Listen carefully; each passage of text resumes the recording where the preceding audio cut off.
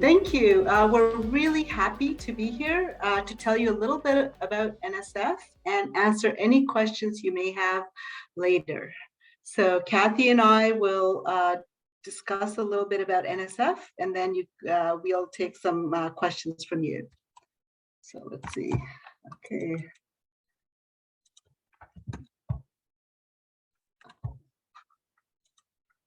Okay, I'm having issues with moving my, okay, you can see the second slide? Okay, so our talk is going to be divided into 4 parts. We'll just give you a little bit of an overview of NSF, followed by some of the biological sciences programs. Kathy will talk about proposals and funding and what sort of proposals or how do you write NSF proposals. And then she'll tell you a little bit about how to reach us. So NSF is one of the few agencies, government agencies that fund science and technology. However, as you can see from this pie chart, we only have 4% of the research and development budget in 2020. And the NSF budget in 2020 was 8.3 billion, and 95% of that was used for awards that covered research and related activities and education and human resources and equipment and facilities. So we're a pretty good trim agency, and 95% of our budget goes out the door as grants. The NSF structure consists of directorates, science directorates, and directorates that deal with administration. So the mandate of NSF is to fund all types of basic science, and the 7 directorates that fund basic science include biological sciences, geosciences, computer and information science and engineering, education and human resources, mathematical and physical sciences, social, behavioral, and economic sciences. Like it was mentioned before, Kathy and I are in the Biological Sciences Directorate, which is further divided into 4 divisions, and I will talk about that a little bit in a minute. So now I'm going to talk about bioscience programs. So the Directorate of the Biological Sciences, its mission is to enable discovery to understand life, advance the frontiers of biological knowledge, increase our understanding of complex systems, and provide a theoretical basis for original research in many other scientific disciplines. So we want to understand these systems of life from the molecular to the ecosystem scale. And this knowledge will provide a theoretical basis for research in many, many disciplines. Here's another way of looking at it. We have 4 directorates that span from the small molecules to cells in molecular and cellular biosciences, to the study of organisms in integrative organismal systems, to the study of environment and ecology in the division of environmental biology, and underpinning all of these divisions is a 4th division, the Directorate of Biological Infrastructure, which supports infrastructure in the form of tools, resources, people to make this science possible. So one thing to remember is that there is a considerable overlap among these divisions. So there are no really strict dividing lines. Each of these divisions does have a unique focus with discrete funding opportunities.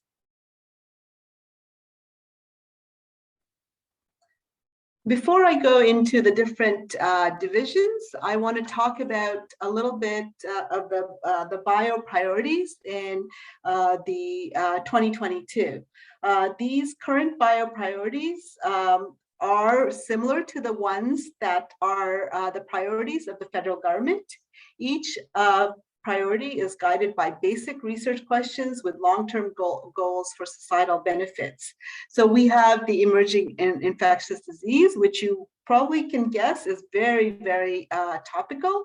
And this is about how do infectious diseases emerge, evolve, spread, and function in hosts. And this includes, transdisciplinary, cross-disciplinary approaches to build an understanding of the fundamental mechanisms that enable or prevent pathogen infection and spread.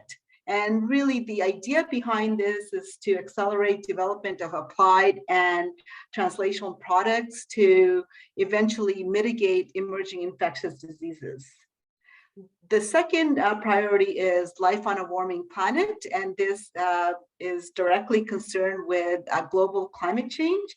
And how does the warming climate affect all forms of life, from plants to animal? What are the feedback loops that instigate further warming? What are the tipping points? And can we really try to harness biological mechanisms and processes to mitigate climate change and have some adaptation to climate change?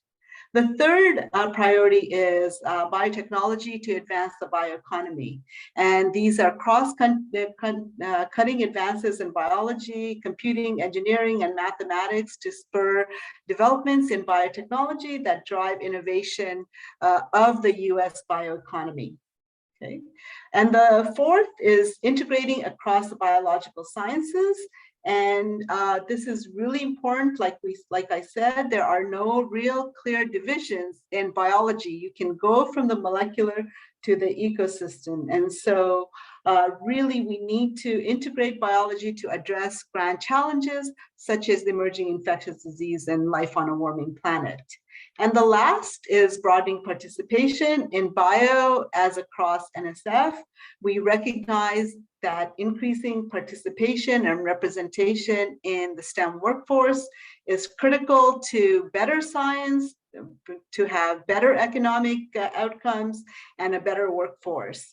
And so we want to educate a broad range of people and support a broad range of institutions. So now talking about the different divisions, the molecular and cellular biosciences has core programs, and the core programs listed here are cellular dynamics and function, molecular biophysics, genetic mechanisms, synthetic and systems biology. The molecular and cellular biosciences division emphasizes quantitative, predictive, and theory-driven science aimed at understanding complex living systems at the molecular, subcellular, and cellular levels. It also has special programs and tracks, and I want to just highlight this new program called Future Manufacturing, which supports fundamental research and education to overcome scientific, technological, educational, economic, and social barriers in order to catalyze new manufacturing capabilities that do not exist today. The Integrative Organismal Systems, to which Kathy and I both belong, it supports research to understand how organisms develop, function, and behave through interactions among genotypes and between genotypes and environments. There are multiple core programs like MCB, and these programs are in clusters. So there is the Developmental Systems Cluster, Behavioral Systems, Neural Systems, Physiological and Structural Systems, and the Plant Genome Research Program. Like MCB, there are special programs led by iOS, such as enabling discovery through genomics, in other words, EDGE, and this connects genotype and environment to phenotype in non-model organisms. So non-model plants, animals, microbes, viruses, or fungi, or any other organism. There are two tracks for this particular solicitation. One focuses on tools, approaches, and infrastructure for building and benefiting research communities, and a second which covers hypothesis-driven research into mechanisms underlying complex traits.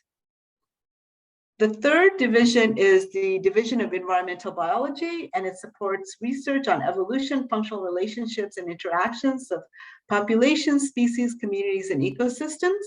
And it has 4 clusters with priorities to fund ecosystem science, evolutionary processes, population and community ecology, and systematics and biodiversity science. Special programs include the Macrosystems Biology and NEON Enabled Science program, and this program supports quantitative, interdisciplinary, systems-oriented research on biosphere processes and their complex interactions with climate, land use, and changes in species distribution at regional to continental scales. The program also funds NEON Enabled Science. So what is NEON?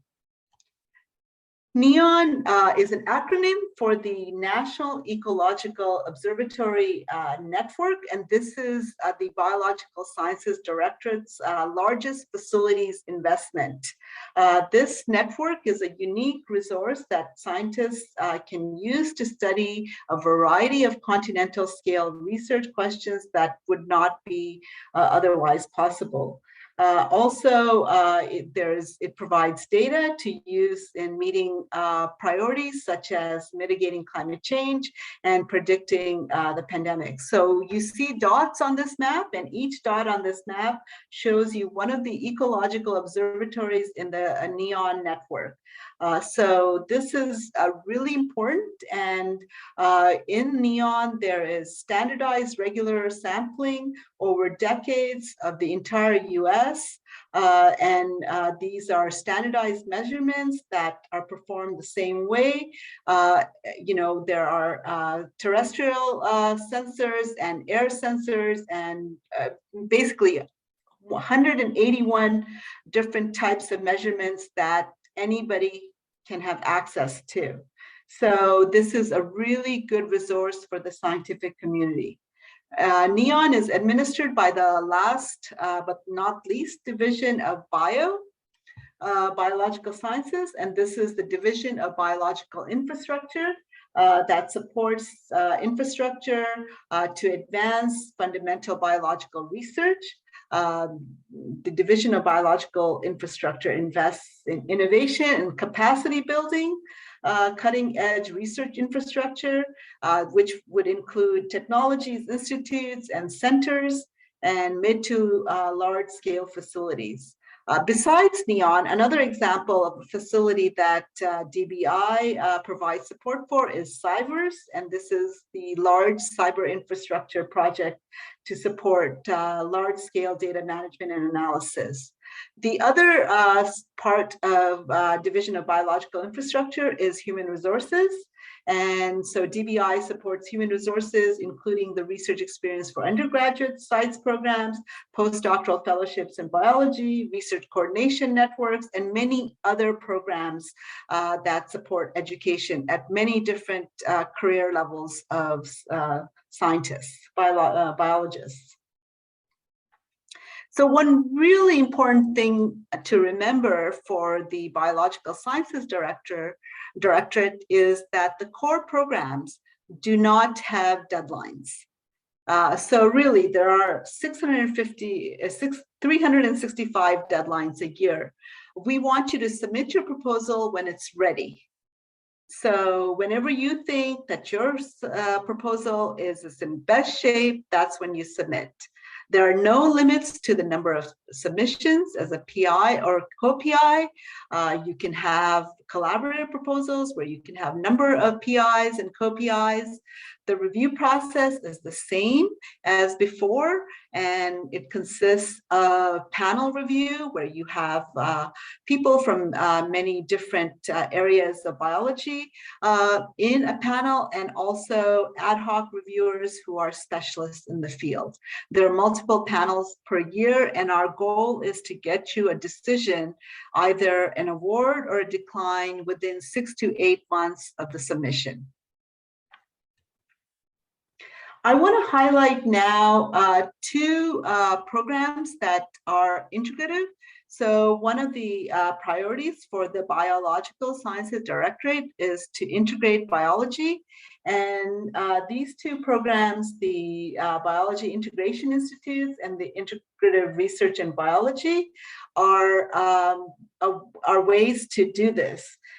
Even though the bio directorate is divided into divisions, which are further divided into clusters and programs, we recognize that the big research questions in biology span across multiple subdisciplines within biology or disciplines outside biology. So there are these two programs and the support level is different. So I would encourage you to look at that if your research is spanning multiple programs. Another one caveat that I want you to remember is about biomedical research. According to the NSF Proposal and Award Policies and Preparation Guide, which is really, the Bible for program directors as well as principal investigators who submit proposals to NSF, research with disease-related goals is not normally supported. Okay, and this is really true for the biological sciences, but there are other directorates and other programs, like for example, bioengineering, which will support research with diagnosis or treatment-related goals that apply engineering principles to problems in biology, and at the same time, advance basic engineering science. So if you're not sure if your research fits into NSF, you should contact a program director and they can help you sort that out. So one of the reasons why the Biological Sciences Directorate doesn't support biomedical research is because we want to prevent duplication of effort and mission across the agencies that support the science research. So we know that National Institutes of Health supports biomedical research on disease-related research, and USDA supports disease-related research in agricultural plants and animals. So we at NSF, we try not to support that. Sometimes we do have overlapping goals, and we do join forces with these other agencies to create interagency programs. Two programs that are biomedical in nature is the EDGE that I mentioned before, enabling discoveries through genomic science, and also the Emerging Infectious Disease program that is with NIH and USDA and other partners. One of the programs with the USDA is the Plant Biotic Interactions. So then one of the things that we want to highlight is that NSF funds, while it funds basic research for all types of science, it also funds training education in the academic STEM enterprise. In this table, you can see that there are programs for each career stage, from kindergarten to K-12 to the professoriate, to the assistant to mid faculty levels. The NSF-wide programs are in light blue, and there are some bio-specific programs that are in dark blue. We also try to fund efforts to address cultural change at the needed broad scale to affect an entire discipline or subdiscipline in biology. So an NSF-wide culture change program is advanced, which is targeted to representation of women in the sciences. And Bio has started a program that targets professional societies. So this is the LEAP program, and the purpose of the LEAP program is to target professional societies as potential levers to try to address the parts of our discipline that limit our ability to fully achieve diversity, equity, and inclusion goals. So this is a very unique program, and it's the first program of its kind at NSF, and I think other agencies as well. Oh, here it is, sorry. So the other two specific career stages program that might be of interest to the audience today are the Faculty Early Career Development Program, the Career program. This is a very popular program, and it's really for pre-tenure faculty. And it emphasizes the integration of research and education. And so the teacher scholar model, that's what the career program is for. The second program is the Mid-Career Advancement Program, the MCA, and this is for associate professors with at least 3 years at that rank. And the goal is to advance research programs through the synergistic partnerships here. The last program that I want to highlight is the Building Research Capacity of New Faculty in Biology. And this is a new program, and the purpose of this program is to broaden participation by expanding the type of institutions that submit proposals to BIO, and specifically minority serving institutions like HSIs and HBCUs, and also PUIs, predominantly undergraduate institutions. Really, the institutions that are not among the nation's most research intensive or are under-resourced. So that's one aim of this. And the second is to expand opportunities to groups underrepresented in the biological sciences, including African Americans, Hispanics, Latinos, Native Americans, Alaska Natives, and so on. People, also, I just want to make sure I say persons with disabilities, okay? And especially if these people are in under-resourced institutions.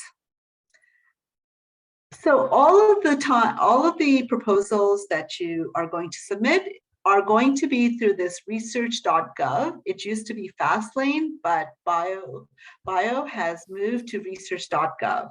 So if you need help with that, I think your Office of Sponsored Program can help you with that.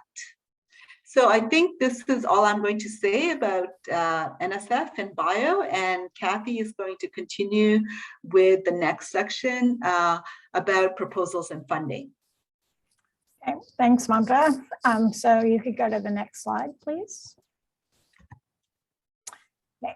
So this graphic illustrates something about the cycle for grants and your project. So you start with the idea, and you want to have, you come up with some really great idea. You'll want to get some preliminary results to help determine feasibility of both the methodology and the hypotheses you're testing. And at that point, it's a good idea to talk to a program director. So we're going to emphasize many times, talk to a program director. We're here to help you. We can help provide lots of information for you, and we're really happy to talk to investigators about their ideas. So please take advantage of that. Once you have all of this put together, you're going to submit your proposal through research.gov, as Mamta just mentioned, and then sit back and wait for the review process to proceed and us to get back to you. So the review process at NSF is the merit review process, and I'm going to talk a little bit about more details of that. And it involves panel and expert reviewers. And the result of that, the panel provides advice to us program directors, and we make recommendations for either awards or declines. And most people get declines because our funding rate is not that high. It's about 25 to 30% overall in biology, depending on the type of proposals. So although we are happy with the award decisions, we often have to work with PIs who get declines. And if you do receive a decline, you're going to receive anonymous copies of the panel summary discussion and also all of the reviews that were submitted for your proposal. And those can always contain very useful information to you as an investigator. And the best thing to do is read all those over, think about it, get over the emotion of a decline at first, and then contact your program director and talk over the strengths and weaknesses and how you can prepare an improved proposal to be resubmitted, and then you'll start the cycle again. Okay. The next slide, we're going to talk about this overview of what to think about when you're preparing proposals and how to go about it.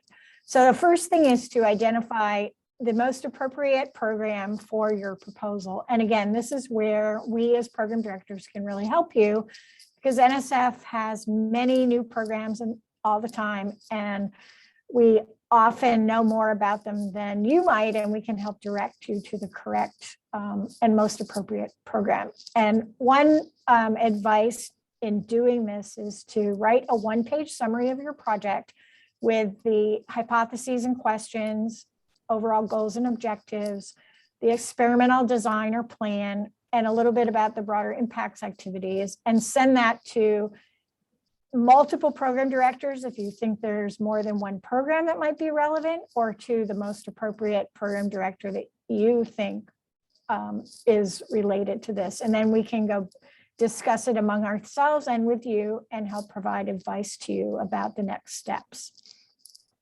You always want to give yourself plenty of time and also look at the solicitation or solicitations to which you are submitting your proposal. You also want to have a very good idea about the review process and the merit review criteria. So how is your proposal going to be evaluated? And you want to make sure your proposal speaks to those evaluation criteria as best as possible.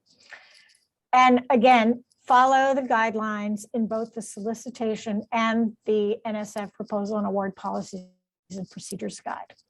Next slide, please. This is about how to find program information. So you can't really read this, but this is the BIO website address. And on that, you can find information about past funding on that second tab at the top in the dark blue line, funding and awards. You can get information about funding opportunities, awards that we have made, and their abstracts. And that will give you an idea about what's appropriate in that program and what the interests of the program and its portfolio of awards looks like.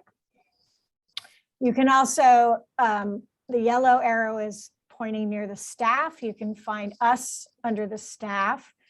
And then the red arrows point to the 4 divisions of biology that Mamta reviewed previously. And you can select the one that you think is most appropriate, and then you'll go to that website. So, and you can see in the window that this is clicked on molecular and cellular biosciences, one of the divisions, and that will expand to give you information about the program specific to that division.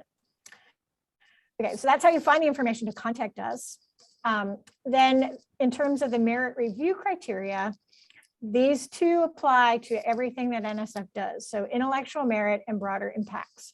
Intellectual merit focuses on the potential to advance knowledge in the field, and broader impacts is the potential to benefit society and contribute to achievement of specific outcomes. And then also sometimes in special programs, we also have solicitation specific criteria, and those will be clearly outlined in the solicitation. And you want to make sure that you pay attention to those as well if you're submitting to that type of solicitation. But we're just going to focus on these 2 for now. So the next slide.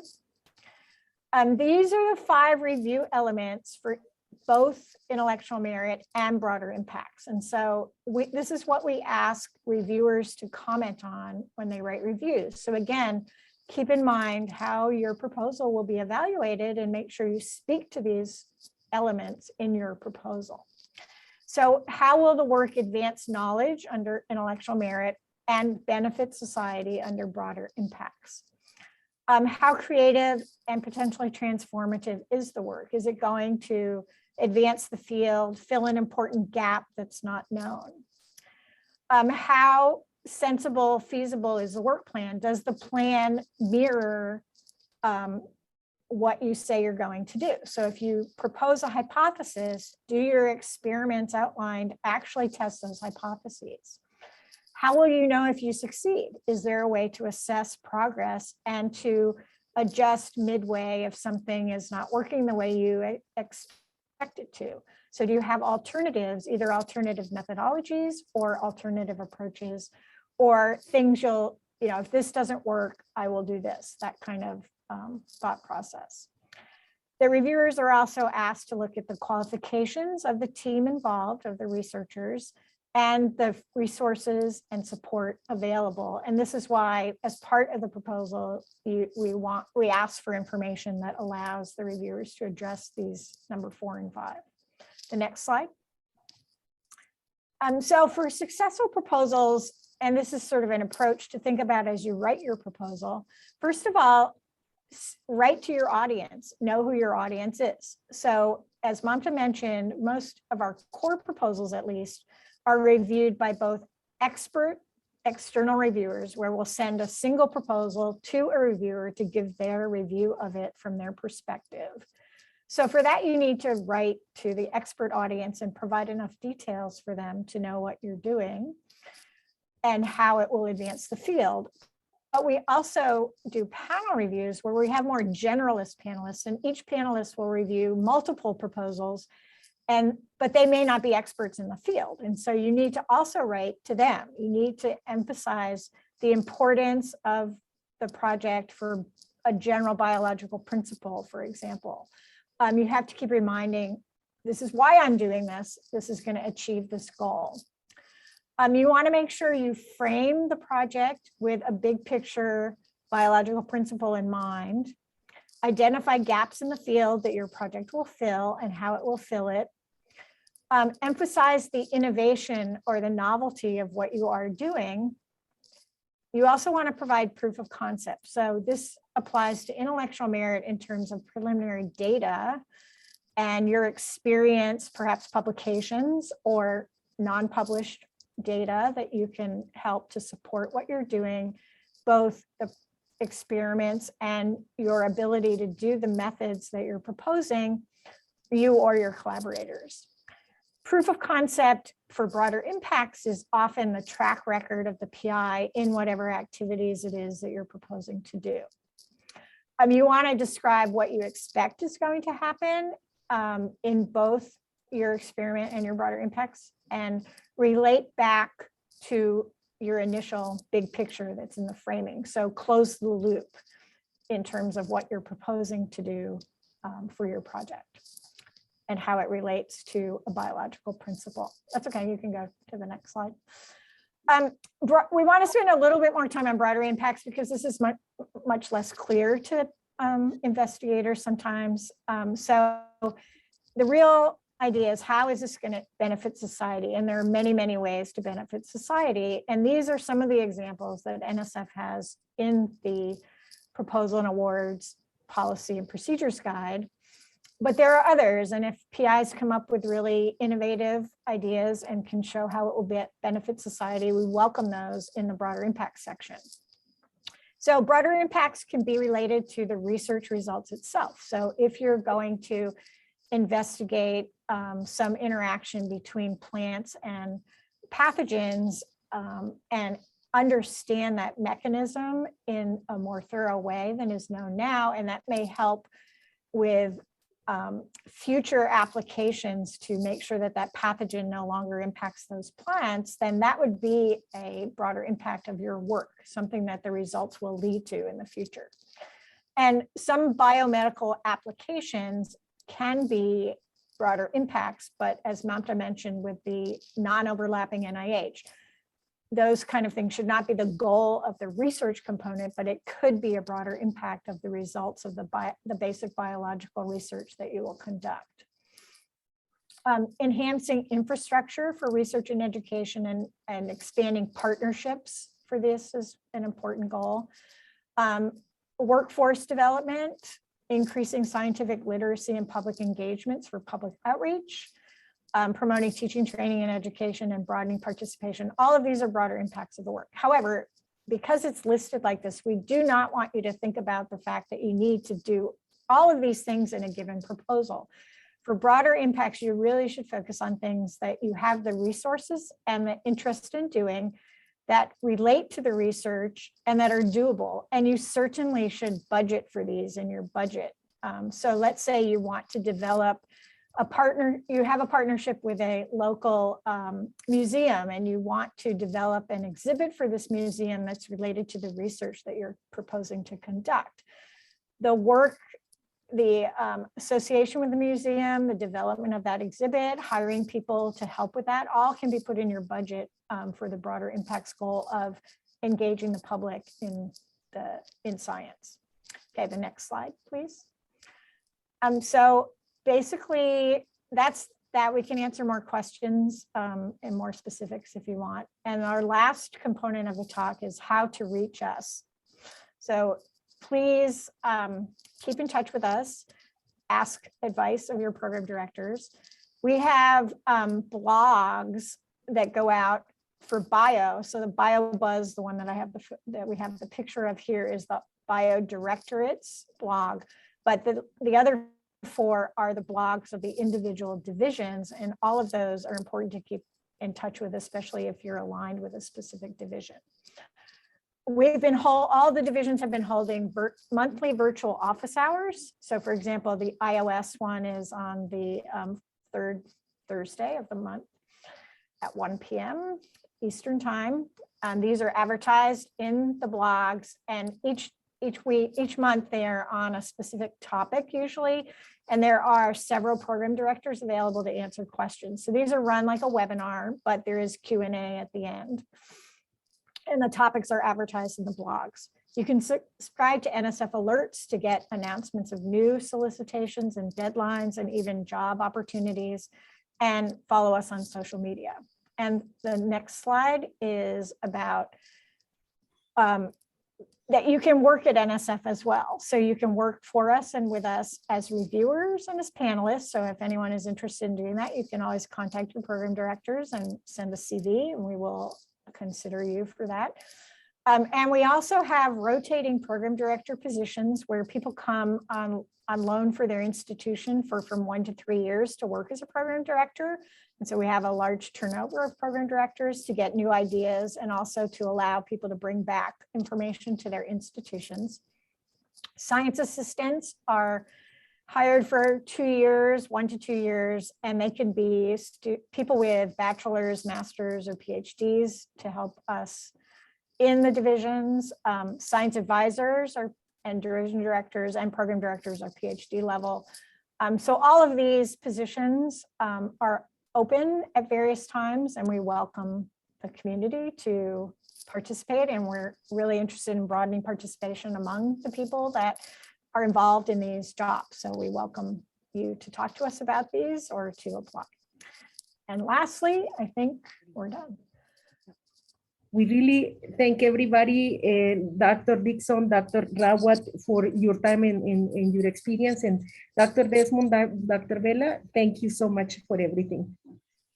And just one last thing, that Mamta and I both were faculty at Cal State University campuses and at MSIs, and so we understand and know the history and background, and we're really happy to advocate, etc. So we're here to answer your questions anytime, so please feel free to contact us.